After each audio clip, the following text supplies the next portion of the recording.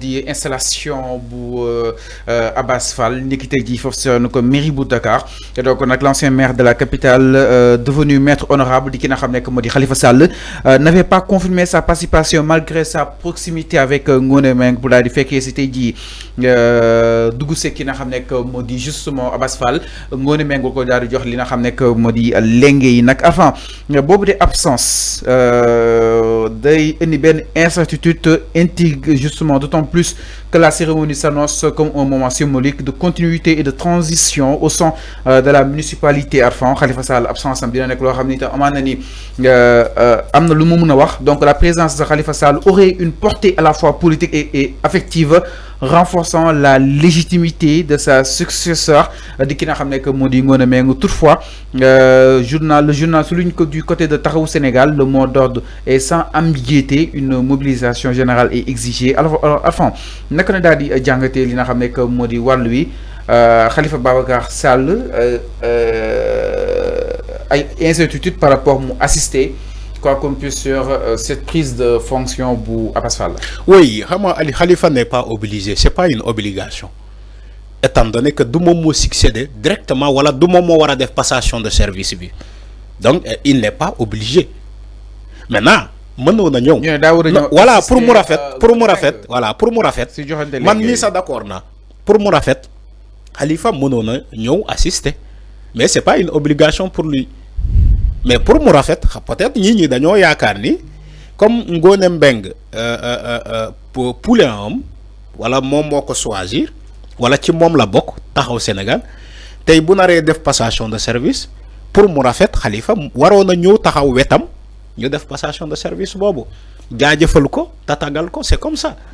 Maintenant si Khalifa a un agenda biko empêché mu ñëw assister à la passation de service, mais c'est pas un délit, c'est pas un scandale.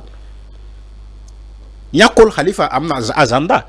Est-ce que Khalifa même est au Sénégal? Mais si il est au Sénégal, est-ce que Khalifa ñu reconnaître ay photos peut-être ñu dafa ay erreurs, le fait que mu seetaan ki nga xam ne que moo di Barthélémy Dias, le fait que ñoom ñu perdre les mains surtout avec maire bu Dakar ñu bëri di ko féliciter aussi ñoom Madiambal Diagne et compagnie. Non, est-ce que nekkul di rattraper exactement le tir? Sëñ bi Khalifa a fait tout ce qu'il pouvait faire. Ak loo ko mënta waxal Khalifa a fait ce qu'il pouvait faire. Il pouvait pas faire plus. Xam nga lan la mënoon def te mu def ko. D'avoir choisi Ngoné Meng. Il l'a choisi. Bu choisir jotee ba mu choisir jotee Khalifa a choisi son candidat. Bu soutenance jotee soutenir, il a soutenu sa candidate Ngoné Meng. Léegi vous voulez quoi de plus? Lan la mën a def Khalifa? Tous les armes qu'il avait, qu'il détenait, il les a utilisées pour que Ngoné Meng mu falu. Mais il s'est trouvé que il a trouvé une coalition sur place bi ko ëpp doole mooy la coalition bu fal Abass Fall. Khalifa ne pouvait rien encore de plus. Mais man je suis pas d'accord. L'opposition allait gagner parce que non, je ne suis pas d'accord. Je ne suis pas d'accord. Ñi nak di accuser Khalifa Sall ni que moom moo jàppale Pastef. Je ne suis pas d'accord avec ces gens-là. C'est pas parce que je veux défendre Khalifa Sall. Non. Mais je ne suis pas d'accord ni di accuser Khalifa Sall. Khalifa n'a rien fait. Khalifa Sall a fait ce qu'il pouvait faire. Il a fait de ce qui est de son devoir. Okay. Le devoir. Khalifa a fait son devoir. En tant que leader. En tant que leader de mouvement. Khalifa a soutenu, il a choisi Ngoné Meng. Il a consulté, il a fait des consultations. Qui les conseillers, il n'est que fofu pour nous voter massivement Ngoné Meng. Xam nga benn jour benn vendredi raconté naa fi une histoire man ak Ami Senghor ma ne que benn gaan bi nekk ci conseil municipal bi m'a appelé au lendemain des élections xaw ma ndax suivre nga émission boobu. Mais il m'a dit que il a voté pour Ngoné Meng. Mais ñi taxaw di naan Khalifa a trahi, Khalifa a soutenu Pastef. Mais le gars a nié ces allégations. Il a dit amul mënul nekk parce que ñoom ils avaient 14 conseillers. Au final, ils ont obtenu 30 voix. Khalifa qui a 14 conseillers. bu fekkee dafa jàppale Abass Fall donc il n'aurait pas dû avoir 30 voix. C'est pas sérieux ce que les gens disent. Donc ñi bëgg tuumal Khalifa Sall ils sont dans la manipulation. Que ça soit Madiambal Diagne, que ça soit Kenen ak Kenen, ils sont dans la manipulation parce que ils sont mécontents. Dañoo mere Khalifa Sall. Te waruñu mere Khalifa Sall. Khalifa Sall a toujours été dans sa logique.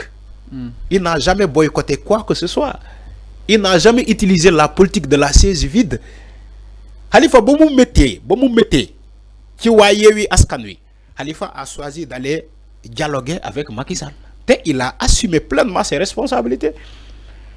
C'est pas aujourd'hui dans une élection d'une quelconque mairie vote pour un candidat de la mairie de Dakar, muy choisir la politique de la chaise vide, alors qu'il n'a jamais pratiqué cette pratique-là. Donc, vous faites que nous avons méré Khalifa Sall, que ce soit Barthélémy Diaz, que ce soit Madiambal Diagne, que ce soit l'opposition, mais nous avons togné Khalifa Sall. Nous avons togné Khalifa Sall. Khalifa a fait tout ce qu'il pouvait faire. Nous ne nous reprocher Khalifa Sall de rien du tout. Nous ne nous reprocher de rien du tout. Khalifa Sall, si vous faites que la loi Pastef, il n'aurait pas dû avoir 30 voix. Parce que nous avons 14 conseils. Non, amé 14 conseils, ba paré nga am 30 voix. C'est pas possible. C'est pas du tout possible. Mën nga méré Khalifa Sall, nga wax lu la neex, mais tout sauf élection yi amon ci mairie de Dakar. Ñom kay war nañu méré sen bop. Parce que opposition bi war mënona waxtaan ñu def alliance, ñu def coalition contre Pastef. Opposition bi lolu kessé la mënon def. Mais ils ont échoué ci sen waxtaan. Dañu échoué. Il faut accepter ni que opposition bi dafa échoué ci waxtaanam. Dafa échoué ci waxtaanam. Parce que l'opposition c'est pas Khalifa Sall seulement. Ñom dañu jël ki bi yépp hëpp ko Khalifa Sall. Alors que c'est pas Khalifa Sall qui est l'opposition seulement. Mais ana wa pire.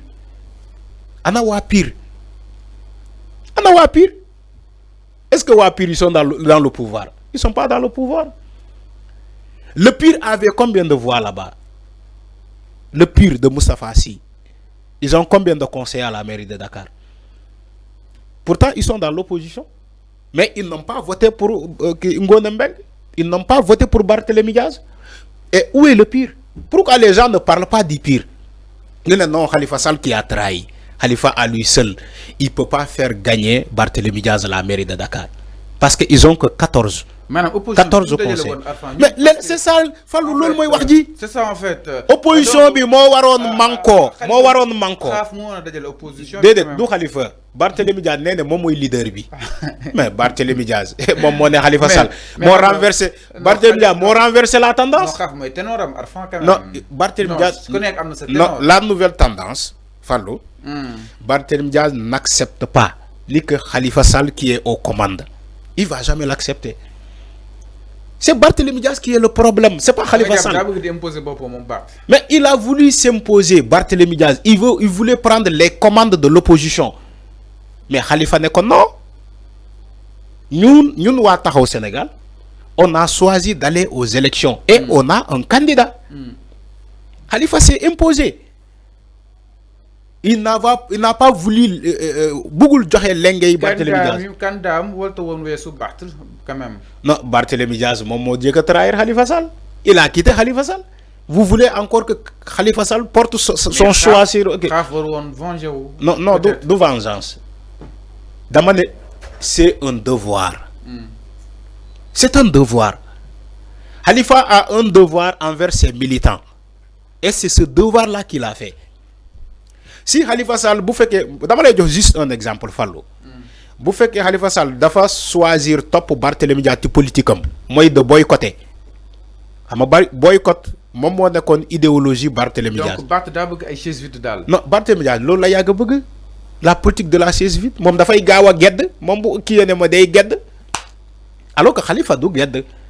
Maintenant, je suis en train d'expliquer, Fallo. Imaginez-vous.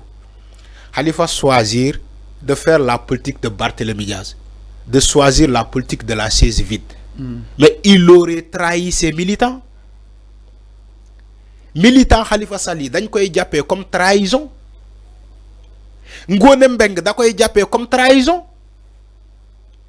man mënuma nekk candidat man Ngone Mbeng man nar a dem élection jañoo ak Abass Fall yow sama mentor Khalifa Sall nga ne da ngay boycotter mais loolu c'est une trahison envers Ngone Mbeng. non leer na. Moo tax Khalifa a respecté et il a fait son devoir envers son parti, envers ses militants. Alors leer na mi ngi noonu exactement par rapport ak li nga xam ne que moo di mbiru Khalifa Sall. Alors njariñ ñëw si beneen ponk du côté exactement de la régie. Parlons-en dans l'affaire justement Badara Gadiaga, un nouveau rebondissement allant dans